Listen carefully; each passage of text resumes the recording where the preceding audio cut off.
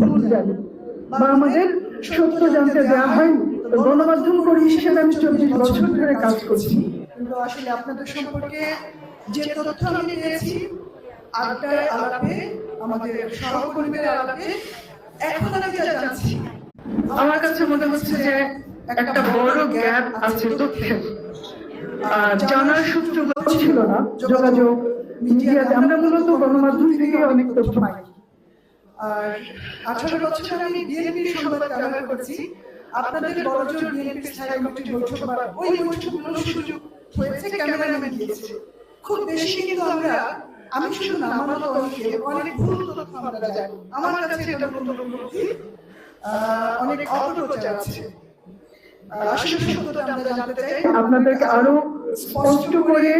আমি গতকাল মহিউদ্দিন আহমেদের বইটা কিনেছি জামায়াতে ইসলামী নিয়ে, পরশুদিন বোধহয়